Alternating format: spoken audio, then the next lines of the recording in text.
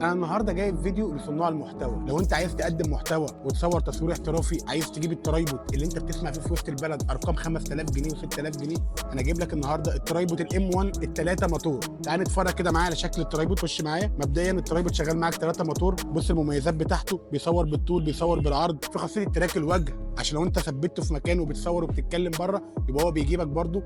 البطاريه بتاعته محترمه قوي، بتقعد معاك من 5 ل 8 ساعات. الكلام ده مش كلامي، ده كلام الشركه اهو. اتكلم معاك ان هو باقل سعر في مصر بكام؟ ب 2.5. مش تسمع الكلام ده بره. منبع الجمله في العتبه في مول الغول محل 101.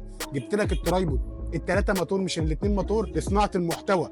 مبدئيا الترايبود شغال معاك بيشحن تايب سي شحن سريع، كمان شغال معاك بلوتوث، بينزل بقطعتين، قطعه تثبته لو انت هتصور تصوير ثابت، والقطعه الثانيه ان انت تمسكه وانت ماشي وتصور بيه افقي او راسي. انا جايب لك النهارده المنتج الاصلي اللي بينزل بالابلكيشن الرسمي بتاعه عشان تقدر تتحكم في كل حاجه. المفاجاه ان انت لما تحمل الابلكيشن وتاكتفه على الموبايل هيديك برنامج تصوير احترافي، تعرف تتحكم في الايزو والالوان وكل الحاجات دي كلها براحتك عشان تقدم محتوى احترافي.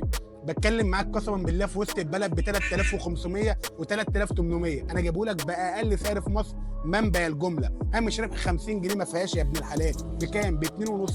عنواننا في العتبه الغول محل 101. لو العتبه بعيده عليك والجو حر وفرهده اشحنه لك لحد باب البيت وهديك ضمان 14 يوم ضد عيوب الصناعه.